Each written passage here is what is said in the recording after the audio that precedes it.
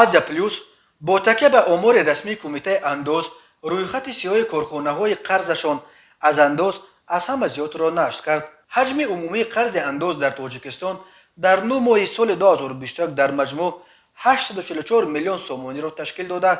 شماره عمومی قرضداران اندوز 35,000 شخصان علیحده و شرکت و کارخانه ها را در بر میگیرد، ولی 291 میلیون سومانی یا 25.7 میلیون دلار یا نزدیک 35% از جمع قرض اندوز. این قرض همگی 7 کارخانه بزرگ بوده است. این کارخانه ها از همه زیاد انداز خود را نسپاریدند. تاجیک تلکام 86 میلیون سومانی یا حدود 7.6 میلیون دلار، نیروگاه روغون 67 میلیون سومانی یا نزدیک 6 میلیون دلار، شرکت الومینی تاجیکستان تالکو 38 میلیون سومانی یا 3.3 میلیون دلار، نیروگاه سنگتودا یک 36 میلیون سومانی یا 3.2 میلیون دلار، فرودگاه دوشنبه 31 میلیون سومانی یا 2.75 میلیون دلار، تالکو ریسورس 17 میلیون سومانی یا 1.5 میلیون دلار، الومین ساختمان 16 میلیون سومانی یا 1.4 میلیون دلار.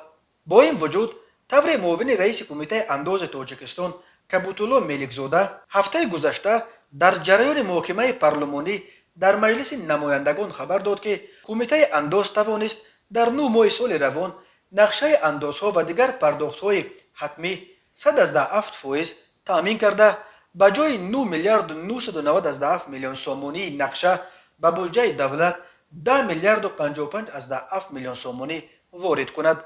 اندازها تا 70% قسم درآمد بودجه دولتی تاجیکستان را تامین میکنند. با وجود موقع مونوپولیستش در بازار علاقه و اینترنت، شرکت دولتی تاجیک تلکام که تحت اداره خدمات علاقه بیک صبور قرار دارد، اینک چند سال باز پای هم در روی خط سیاه شرکت‌های از اندوز قرضدار جای گرفته است. آزیا پلوس یادآور شده است که تابستان سال جاری حکومت تاجیکستان با قبول یک قرار 11 میلیون سومانی قرض تاجیک تلکام از جمله 5.5 میلیون سومانی قرضش از اندوز و 5.5 میلیون سومانی جریمه های جمع شده را بیکار کرد و این امتیاز به شرکت داده شد که بازار اینترنت را در تاجیکستان پورا مونوپول کرده است و دیگر شرکت ها مجبورند که اینترنت را فقط و فقط از این کارخانه مربوط به بیک صبور بخرند.